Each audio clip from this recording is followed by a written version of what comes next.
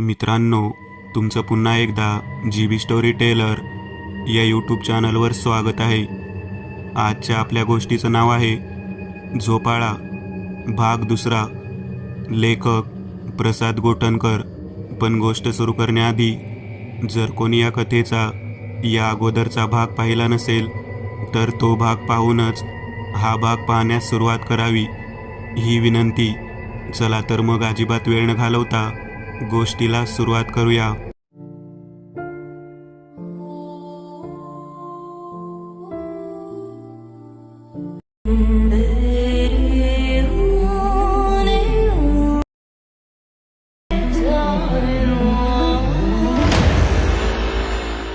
हवेतील गारवा आणि लोणावळ्याच्या जादुई थंडीचा माझ्या शरीरावर काहीच परिणाम होत नव्हता.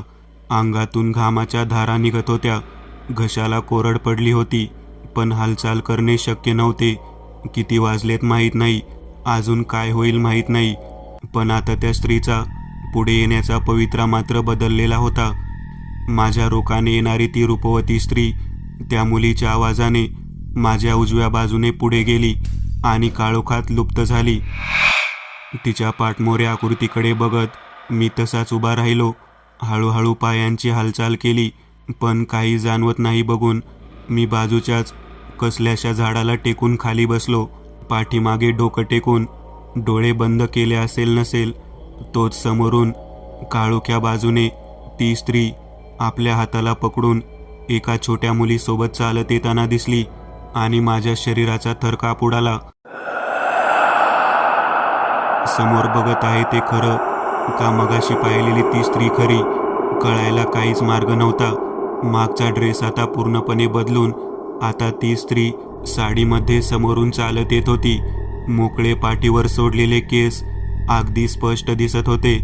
पाहताच क्षणी कोणीही भान हरवून जावं असं ते सौंदर्य. मम्मा, झोपाळा, झोपाळा. ती छोटी मुलगी झोपाळ्याकडे बोट करून आनंदाने उड्या मारत चालत होती. थोडंच पुढे गेली आणि त्या मुलीने त्या स्त्रीचा हात सोडून त्या झोपाळ्याकडे पळाली. तसं ती स्त्री सुद्धा त्या मुलीच्या मागे धावत जाऊ लागली.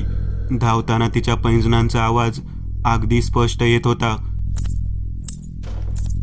हसण्याचे आवाज, मुलीच्या आनंदाने ओरडण्याचा आवाज, सारं काही प्रत्यक्ष समोरच आहे. कनिका, अगदी तेवढ्याच वयाची ती लहान मुलगी, अगदी तशीच अल्लड आणि गोड दिसते. अगदी 5-10 पावलात ते माझ्या जवळच्या झोपाळ्यावर येऊन बसली आणि त्या स्त्रीने मागे उभं राहून त्याला झोके द्यायला सुरुवात केली. वाऱ्यावर उडणारे त्या छोट्या मुलीचे केस, झोक्यासोबत येणारा हसण्याचा आवाज. मम्मा, वा, अजून जोरात. बेटा, अजून जोरात नाही बाळा. दोघांचे संवाद अगदी स्पष्ट ऐकू येत होते. आनंदाला उधाण आलेले ते दोघे झोपाळ्यावर बसून झोके घेत होती. काय होते काही कळेनाच. रीटाला ती दिसणारी बाई, कनिकाला बोलावणारी बाई आणि आता मला जे दिसत होती ते अगदीच भयानक होती. त्यात लाईटचा अजूनही पत्ता नव्हता.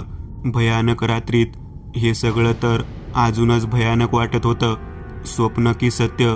स्वप्न असेल तर मी झोपलो नव्हतो, आणि सत्य असेल तर एवढ्या रात्री कोणीच असं झोपाळ्यावर येऊन बसणार नाही. मग हे नेमकं काय? का सत्य आणि स्वप्नापलीकडे सुद्धा असं काही जग आहे ज्याचा मी अनुभव घेतोय? एव्हाना झोपाळा हळूहळू थांबला होता. त्या स्त्रीच्या मांडीवर त्या छोट्या मुलीला झोपवून आता ती स्त्री छोटीच्या केसातून हात फिरवत होती. माझी नजर अजूनही स्थिर त्या दोघींकडे होती. कोणतीच हालचाल मी करत नव्हतो. बराच वेळ असाच गेला. काहीतरी त्या स्त्रीच्या डोळ्यातून खाली पडतंय असं वाटून मी थोडं तिकडे लक्ष केंद्रित केलं, पण अंधारामुळे काही दिसत नव्हतं. पाण्यासारखं, पण पाणी नाही हे मी ओळखलं. जर पाणी नाही तर काय? रक्त डोळ्यातून काय आहे काही कळेना. भयानक असा समोरचा प्रकार पाहून माझी सहनशक्ती संपली जणू. आतापर्यंत एक सौंदर्यवती दिसणारी ती, तिच्या डोळ्यातून निघणारी रक्ताची धार आता थेट त्या मुलीच्या डोक्यावर पडत होती. काही भयानक बघायला मिळते.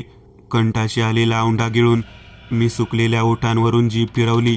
कोरडा पडलेला घसा पाण्यासाठी आसुसलेला होता. समोरचं भयावह दृश्य पाहून माझ्या मनावरचा ताबा सुटत चालला होता.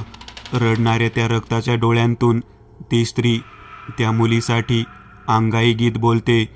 पलीकडे डोंगराच्या त्या कोण राजा राहतो ग, परीला माझ्या झोपताना चंद्र वाकून पाहतो ग. अंगाईच्या त्या गीतासोबत माझ्या शरीरात भीतीचा काहूर माजला होता. आतापर्यंतचा संयम संपून मी नकळत तोंडातून एक किंकाळी मारली. काही कळायच्या आत माझ्या शरीरावर कोणाच्या स्पर्शाचा भास झाला आणि पाठीवरून ओघळणारे तो हात क्षणात नाहीसा झाला. नक्की काय असावं? आवाजाने मात्र त्या समोरच्या स्त्रीचा आवाज आता बंद होऊन एक विक्षिप्त दृष्टिक्षेप माझ्या दिशेने टाकला होता. माझं लक्ष फक्त त्या स्त्रीकडे होतं. माझ्या मागे कोणी आहे का नाही याकडे मी लक्षच दिलं नाही. पण झालेला भास अंगभर भीतीचा थरकाप उडवून गेला होता. नक्की कोण असेल? समोर दिसलेली ती स्त्री तर अजूनही झोपाळ्यावर होती. मग अजून कोण? त्याही स्थितीत माझ्या डोक्यात विचारचक्र चालू होती, पण उत्तर काही केल्या मिळत नव्हती. घामाने चिंब भिजलेला चेहऱ्याचा घाम हाताने उलट पुसला. सावरून बसायला वेळच नाही मिळाला. तेवढ्या झोपाळ्यावरच्या त्या स्त्रीने मला हेरलं. मांडीवरच्या मुलीला झोपाळ्यावर बसवून ती माझ्या रोखाने उठली. आतापर्यंत सौंदर्याने न्हावून निघालेली ती स्त्री आता मात्र एक कुरूप चेहऱ्याची भुताटकी दिसत होती. डोळ्यातून वाहणारे रक्त चेहऱ्यावर संपूर्ण ओघळून चेहरा लालीलाल झाला होता. इतका भयावह आणि रुक्ष चेहऱ्याने ती माझ्या रोखाने चालत येत होती.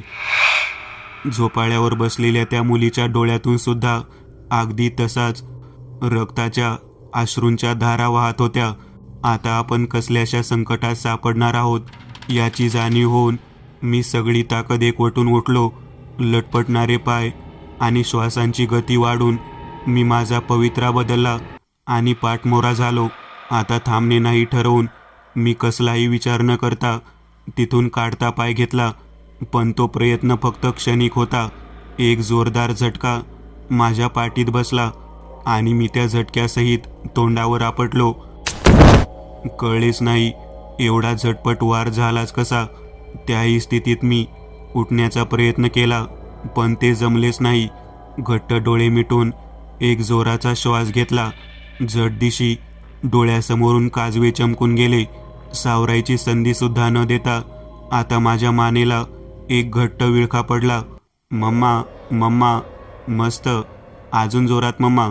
माझ्या मानेला पडलेला विळखा पाहून ती छोटी मुलगी आनंदाने उड्या मारत माझ्या समोर उभी होती. डोळ्यातले रक्त आता खाली पडताना दिसत होते. साला, काय खेळ करून ठेवलाय माझा.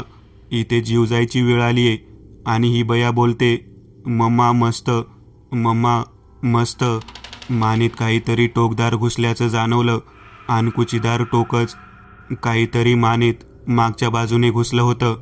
घुसलेल्या त्या टोकदार वस्तूसोबत एक रक्ताची चिळकांडी माझ्या मानेतून उडाली आणि माझ्या गरम गरम रक्ताचा स्पर्श माझ्या मानेवरून खाली ओघळला. दबलेली मान अजून जोरात आवळली गेली आणि त्या भयानक स्त्रीने आपल्या रक्ताने माखलेल्या तोंडाचे ते मोठे मोठे सुळ्याचे दात मानेत खुपसल्याचं जाणवलं. पण काहीच क्षण तिने झटकन मान बाजूला केली. माझ्या पायांची धडपड मी जोरात करू लागलो तसं तिने माझ्या मानेवरची पकड अजूनच घट्ट केली. मम्मा, हे घे. त्याही स्थितीत मी डोळे उघडून ती मुलगी त्या स्त्रीला काय देते ते किलकिल्या डोळ्यांनी पाहिलं तर आपल्याकडील एका गाठोड्यात बांधलेलं मांसाचे तुकडे त्या मुलीने हातात घेतले. आपल्या रक्ताने माखलेल्या हाताने ती मुलगी लाल लाल ते रक्तमांसाचे तुकडे आपल्या तोंडात घेऊन खाऊ लागली. आयुष्यात असले घाणेरडे प्रकार फक्त ऐकले होते, पण अशी घाण मी पहिल्यांदा समोर पाहत होतो. शरीरातून एक विचित्र कंप सुटला होता. आतापर्यंत धडपड करणारे माझे शरीर त्या घटनेने पूर्णतः थंड पडले. विचित्र आवाज करत त्या बाईने त्या मुलीच्या हातातला तो मांसाचा तुकडा हातात घेतला. उग्र दर्पाने माझं डोकं अगदी सुन्न होऊन गेलं होतं. कसल्याच जाणीव आता उरल्या नव्हत्या. हातात घेतलेला तुकडा त्या स्त्रीने माझ्या मानेतून निघणाऱ्या रक्तात मिसळून तोंडात टाकला. असंच मांस हवं. गरम रक्ताचा माझा शोध आता थांबेल. माझी शिकार आलीये. अरे काय रक्त, काय शिकार. मी काय कोणी भक्ष आहे का? कोणीही रक्तात मिसळून खावं. अंगभर भीतीच्या लाटेचे एकामागून एक धडकणे चालूच होते. काय होते काही कळत नव्हतं.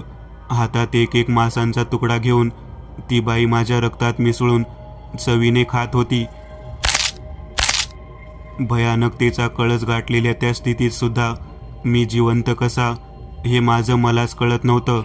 तोंडातून एक चाकर शब्द निघत नव्हता. मात्र त्या दोघींचे संभाषण ऐकू येत होते अगदी स्पष्ट. माझ्या पाठीवर बसून ती बाई मांसाचे एक एक तुकडे तोंडात कोंबत होती. अगदी तसंच ती छोटी मुलगी आपल्या रक्ताळलेल्या हातात घेतलेल्या त्या आतडीला सोडवत तोंडात घालत होती. बघायला घाणेरडं वाटणारे ते वासाने तर नाकाच्या संवेदनाच मेल्या होत्या. किती दिवसाचं ते कुजलेलं मांस नक्की कोणाचं होतं कळेना. डोक्याला भगदाड पाडणारा तो वास घेऊन पोटातून उलटी येत होती. घशापर्यंत आलेली उलटी पुन्हा आत जात होती. मानेवरची एवढी घट्ट पकड आतून काही बाहेर येऊ देत नव्हती. त्या दोघींप्रमाणेच माझा चेहरासुद्धा रक्तात न्हाऊन निघाला होता. मम्मा, मला मांस हवं याचं. त्या मुलीने आपला पवित्रा अचानक बदलला आणि माझ्या रोखाने पाहून रागात बोलू लागली. अरे काय बोलते काही. आता कोणाचं मांस खाऊन झालं आणि आता या टवळीला माझं मांस हवं आहे. देवा, अरे कोणत्या संकटात टाकलंस रे. त्या दोघींचं ते भयानक संभाषण ऐकून शरीरातला ट्रेन एकवटून मी जोराची धडक दिली. तसं पाठीवर बसलेली ती बाई मागे उडाली. हीच संधी आहे समजून मी जोर लावून उठलो. कमरेचा खालचा भाग पूर्णपणे कापत होता. पण आता थांबणे नाही. जीवाच्या आकंताने मी तिथून निसटलो. पण एकच क्षण मला पाऊल पुढे टाकताच येईना. एका अनामिक शक्तीने माझ्या पावलांना जखडून ठेवलं होतं. कोणीही न पकडता माझ्या पावलांना एका शक्तीने आपलंसं करून ठेवलं होतं. तू आता सुटू शकत नाहीस. हा माझा पाश आहे. माझ्या बंधनातून तुला मुक्ती नाही. माझ्या धक्क्याने मागच्या बाजूला गेलेल्या त्या स्त्रीच्या तोंडून आता पुरुषी आवाज येऊ लागले होते.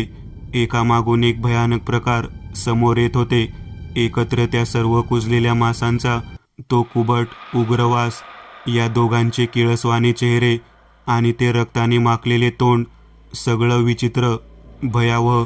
ए भुताटकी, सोड मला. कोण आहे तू. सगळं जोर एकवटून मी एकदाचा बोललो. कारण आता जगणं मुश्किल वाटून राहिलं होतं. मरणाच्या दाढेतून निघायचं असेल तर काही करणं गरजेचं होतं. अन्यथा ही लोक माझ्या शरीराचे तुकडे तुकडे करून असंच चवीने खातील. अंगाचे सर्व केस ताट उभे राहिले. मम्मा, मला त्याचं रक्त हवं. मम्मा. आपले लाल डोळे माझ्याकडे रोखत ती छोटी मुलगी त्या स्त्रीला ओरडून सांगत होती. साला काय भुताटकी आहे ही. घाबरवायचं सोडून माझ्या जीवावर उठून बसलेत. काही कळत नव्हतं. सर्व अंग ठाकून जात होतं. मानेतून येणाऱ्या रक्ताने चेहरा रक्तात न्हाऊन गेला होता. बाळा, ही आपली शिकार आहे. आपल्यासाठीच याला आणलं गेला इथे. त्या बाईच्या विक्षिप्त हसत बोलल्या जाणाऱ्या त्या शब्दांनी माझ्या शरीराची दानादान उडत होती. आपलीच शिकार, आपल्याच आणले. काही कळत नव्हतं. हे बघा, मला सोडा. मला तुम्ही जाऊ द्या. तू आमचा आहेस. तुझं शरीर आमच्या ताब्यात आहे. आम्हाला तुझ्या रक्ताची भूक आहे.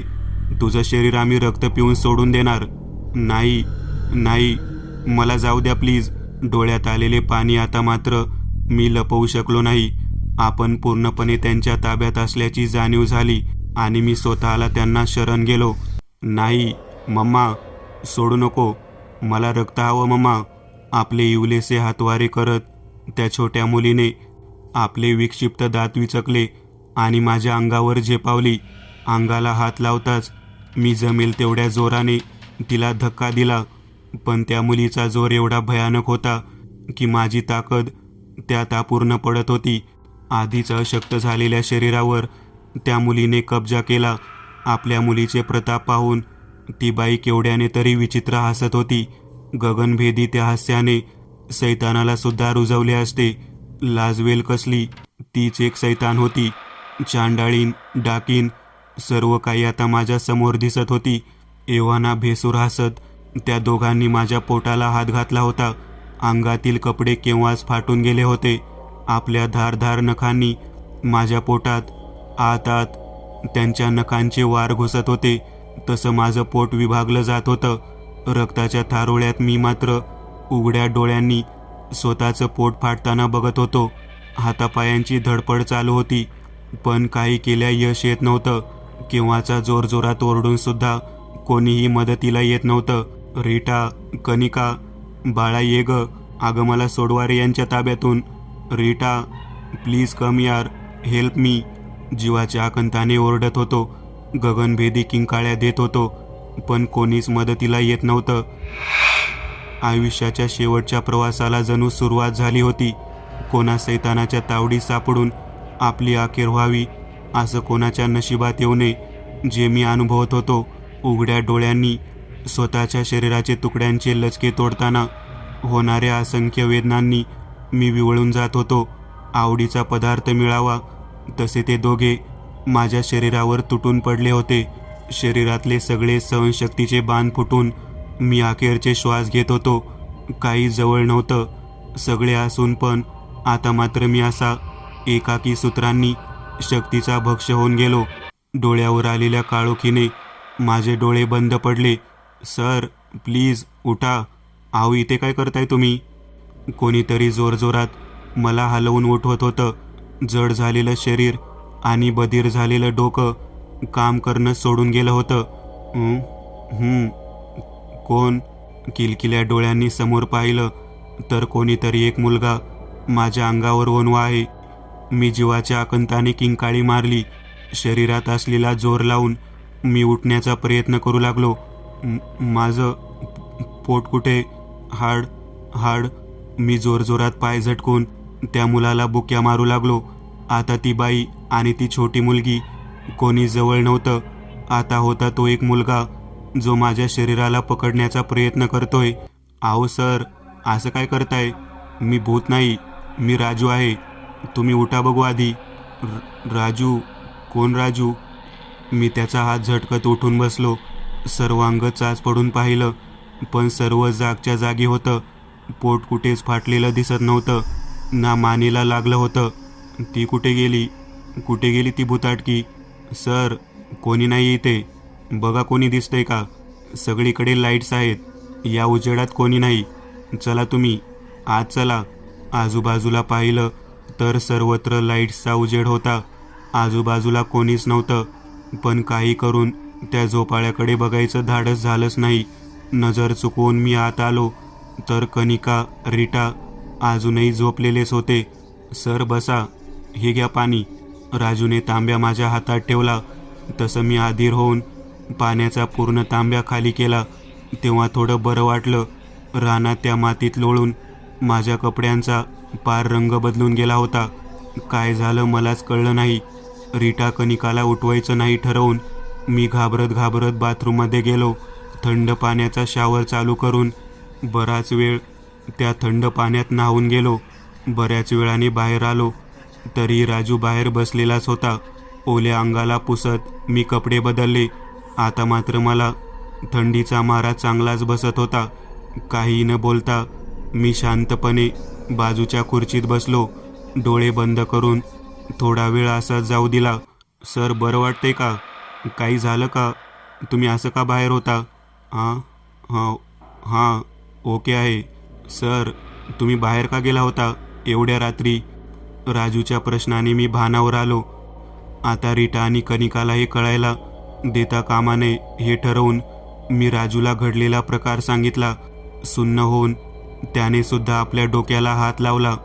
चेहऱ्याच्या हावभावावरून त्याला बहुतेक या प्रकाराबद्दल माहिती असावी.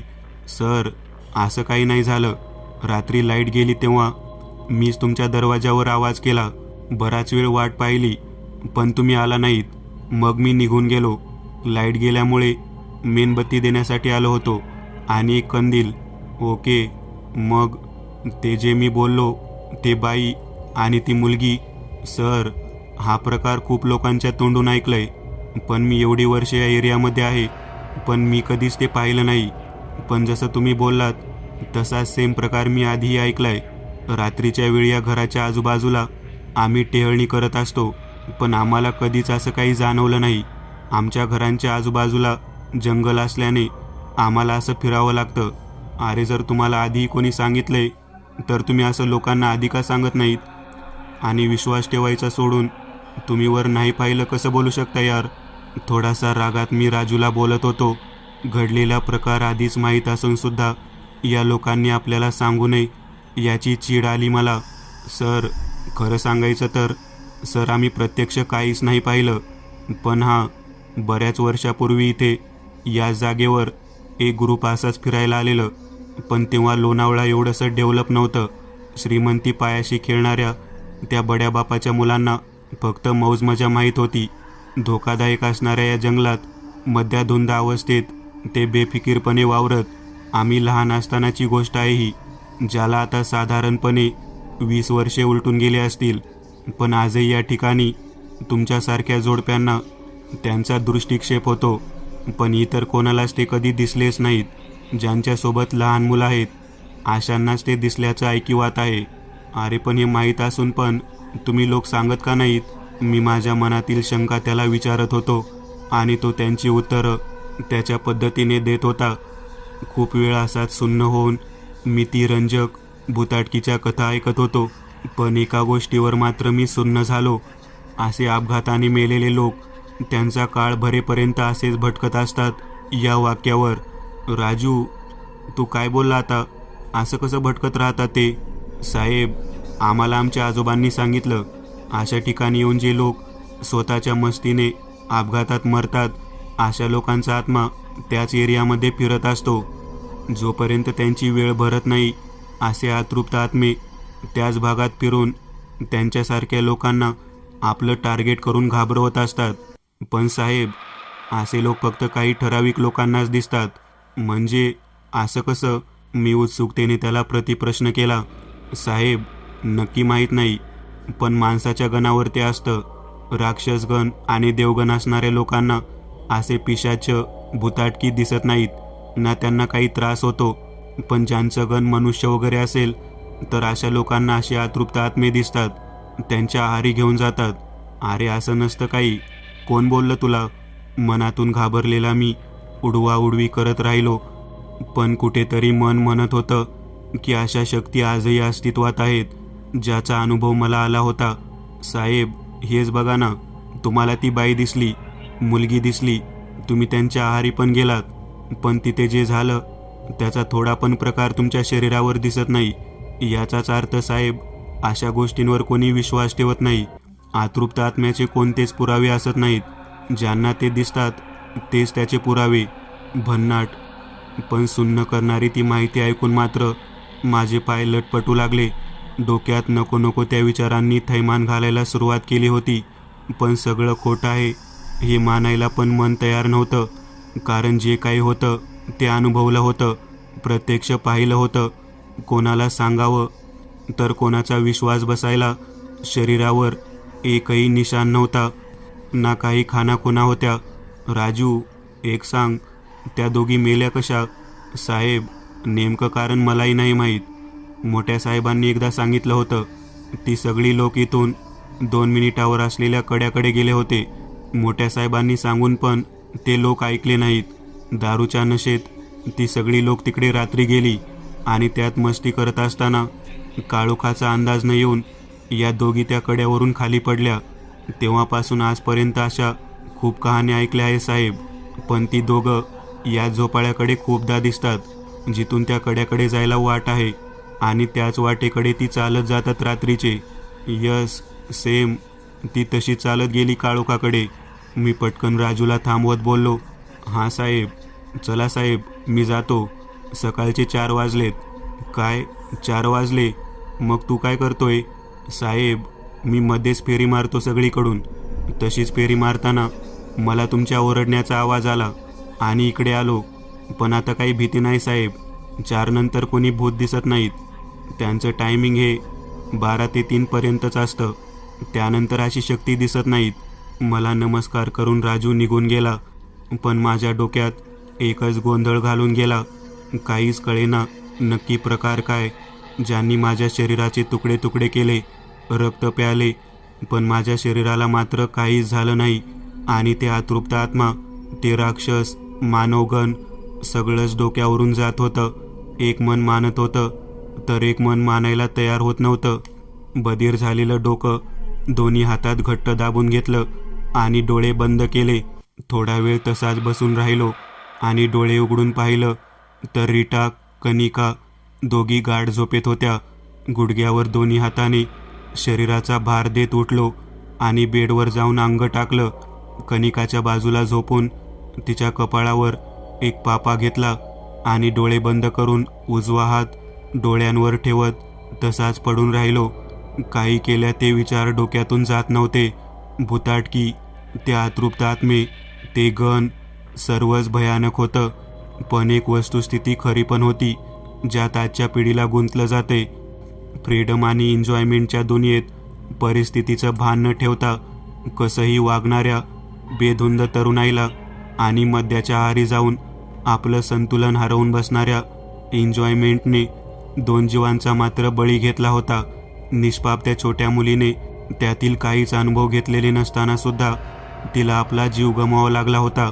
श्रीमंतीचा आणि फ्रीडमची हवा भरलेल्या तरुणाईकडे लक्ष देणे नक्कीच गरजेचे आहे, ज्यातून आपल्या जीवाला काही नुकसान होणार नाही.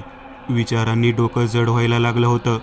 पण भीतीच्या काट्याने अजूनही आपली जागा सोडली नव्हती.